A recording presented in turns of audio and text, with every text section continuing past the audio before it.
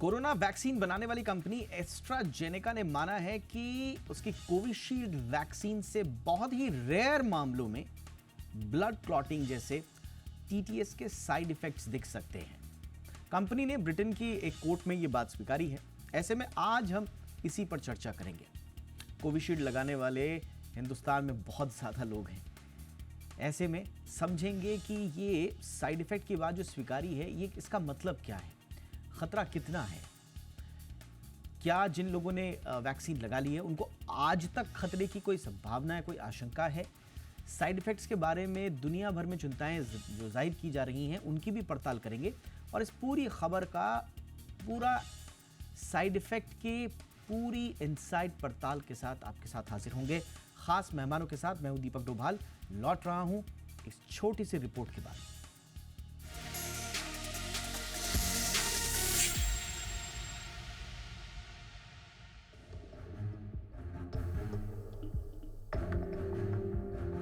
पहले कोरोना की महामारी ने लाखों लोगों की जान ली, लोगों को डराया, फिर दुनिया भर में तैयार की गई वैक्सीन्स ने इसे हराया।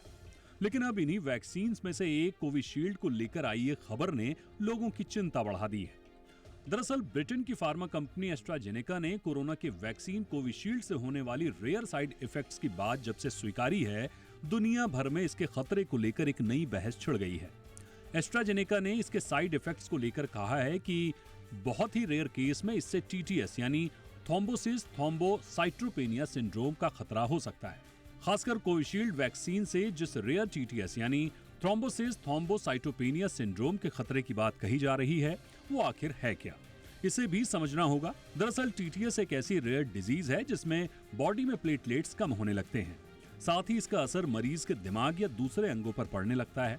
इसमें सबसे बड़ा खतरा ब्लड क्लॉटिंग से जुड़ा है जो हार्ट अटैक, स्ट्रोक की वजह बन सकता है।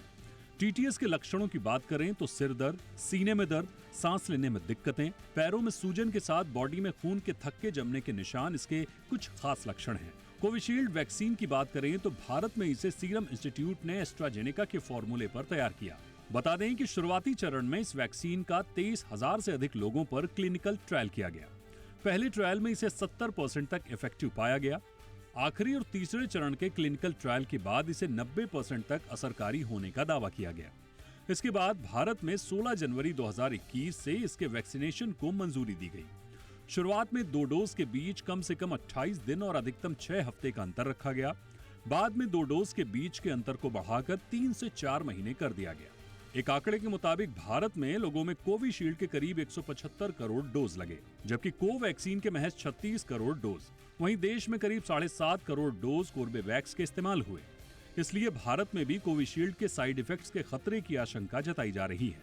बहुत सी ऐसी दवाएं या वैक्सीन होती हैं जिन्हें लेने के बाद बुखार और सिर दर्द जैसे कुछ साइड इफेक्ट्स दिखाई देते हैं, लेकिन इनका प्रभाव लंबे समय तक नहीं रहता, ना ही ये जानलेवा होते हैं। तो क्या कोविशील्ड का साइड इफेक्ट्स भी अगर किसी को होता है तो ये लंबे समय तक नहीं रहता, या रहता है तो कितने दिनों तक, ये समझना भी जरूरी है।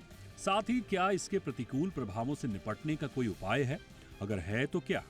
दरअसल कोविशील्ड को लेकर ये कुछ ऐसे अहम सवाल हैं जिनके जवाब फार्मा कंपनी एस्ट्राजेनेका को देने चाहिए। ब्यूरो रिपोर्ट, जी मीडिया।